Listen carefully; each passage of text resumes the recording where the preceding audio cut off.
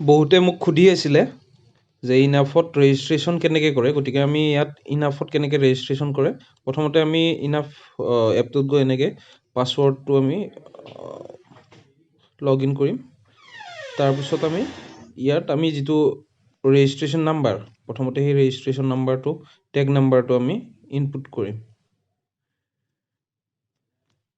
আমাৰ 12টা tag number থাকিব, সেইকেইটা আমি দি নেক্সট আমি জেণ্ডাৰ, স্পেচিছ, তাৰপিছত ব্ৰিডটো এনেকৈ চিলেক্ট কৰিব লাগিব। নেক্সট তাৰপিছত আমি ৰেজিষ্ট্ৰেশ্যন ডেটটো দিম, আমি কোন তাৰিখে ৰেজিষ্ট্ৰেশ্যন কৰিছোঁ।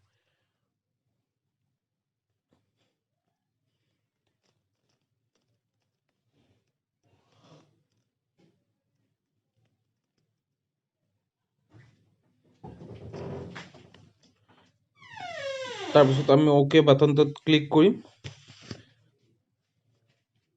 নেক্সট আমি যিজনী গাইৰ আমি ৰেজিষ্ট্ৰেশ্যন কৰিছোঁ, গাই গৰুজনীৰ আমি বয়সটো দিব লাগিব।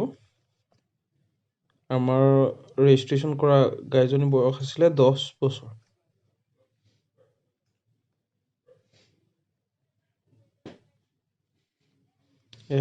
দেখিছে 10 বছৰ দিলোঁ, লগে লগে ডেট অফ বাৰ্থটো নিজে নিজে আহি যাব।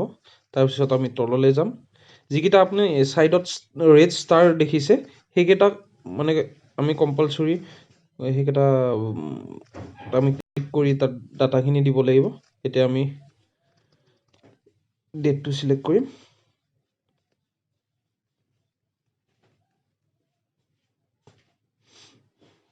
লাষ্ট কাভিং ডেটটো আমি চিলেক্ট কৰিম ইয়াৰ পৰা। ইয়াত চাওক আপুনি লাষ্ট কাভিং ডেট, তাৰপিছত আমি অ'কে কৰিব লাগিব।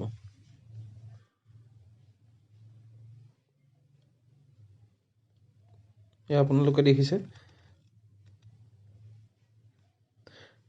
এই যিটো আমাৰ এতিয়াৰ ডেটতকৈ আগবাঢ়ি আমি কৰিব নোৱাৰোঁ, এইটো পিছত হ'ব লাগিব। আমি 2020 দিয়াৰ কাৰণে অহা নাছিলে, আমি 2018 দিছোঁ।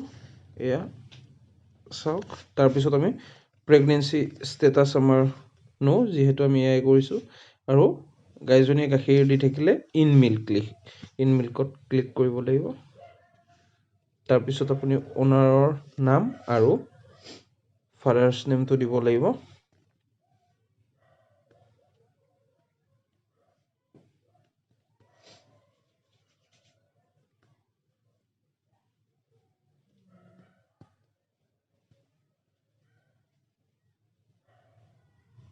আমি ইয়াত অ'নাৰ নেম আৰু অ'নাৰ ফাদাৰ নেমটো দি দিছোঁ।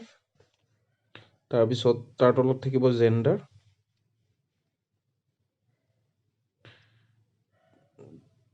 তাৰপিছত বাকীখিনি আমি কম্পালচৰি নহয় কাৰণে আমি নিদিওঁ, কিন্তু আমি মোবাইল নাম্বাৰটো দি থওঁ।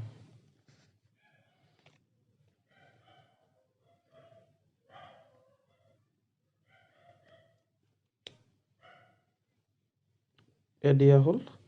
তাৰপিছত আপুনি ওপৰৰ সেই চাৰিকোণীয়া হেৰিটো দেখিছে, তাত আমি ছেভ কৰিব লাগিব। ছেভ কৰিলোঁ। তাৰপিছতেই আমি ওপৰৰ কোনো ৰাজডালত ক্লিক কৰিলে এইটো ৰেজিষ্ট্ৰেশ্যন হৈ যাব। নেক্সট আমি আৰ্টিফিচিয়েল ইনছেমিনেশ্যনত গৈ আমি সেই ৰেজিষ্টাৰ কৰা টেগ নাম্বাৰটো আমি সংখ্যাকেইটা দি আমি চাৰ্চ কৰিলে সেই গোটেই ডিটেইলছখিনি পাই যাম। আপোনালোকে ইয়াত 12টা নাম্বাৰ দি চাৰ্চ কৰিব পাৰে, নহ'লে আপোনালোকে স্কেনো কৰিব পাৰে। দেখিছে আমি ৰেজিষ্টাৰ কৰা গোটেই ডিটেইলছখিনি ওলাই আহিছে ইয়াত। তাৰপিছত আমি কোন তাৰিখে আমি এয়াই কৰিছিলোঁ, ইনছেমিনেশ্যন ডেটটো দিম ইয়াত। আমাৰ ইয়াত 27 জানুৱাৰীত কৰা হৈছিলে, গতিকে সেই হিচাপে মই 27 জানুৱাৰীৰ ডেটটো দি দিছোঁ। তাৰপিছত অ'কে কৰিব লাগিব। দেখিছে আপোনালোকে অ'কে কৰিছোঁ। তাৰপিছত আপোনাৰ যিটো চিমেন বুল আই ডি সেইটো আমি দিব লাগিব।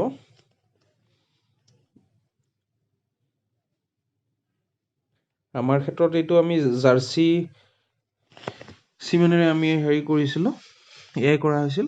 গতিকে আমাৰ শিৱসাগৰ ডিষ্ট্ৰিক্টৰ এই জাৰ্চিৰ ষ্ট'ৰ নাম্বাৰটো আছিলে BPT JY 1795। গতিকে সেইটো দিব লাগিব।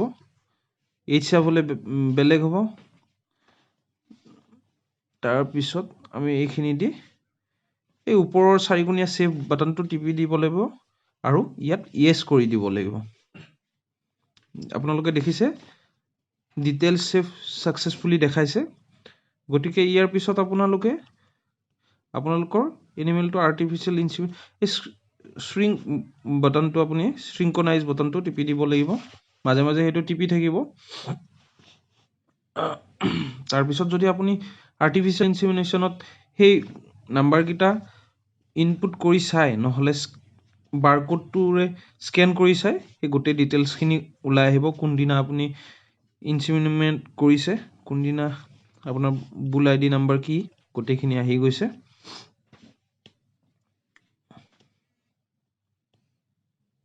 গতিকে আমাৰ যিটো ৰেজিষ্ট্ৰেশ্যন কৰা হৈ গৈছিল সেইটো ছাকচেছফুলি হৈ গৈছে। আৰু আপোনালোকৰ মোবাইলত এনেকৈ যিমানখিনি আপোনালোকে ইনপুট কৰি থাকে গোটেইখিনি আহি থাকিব।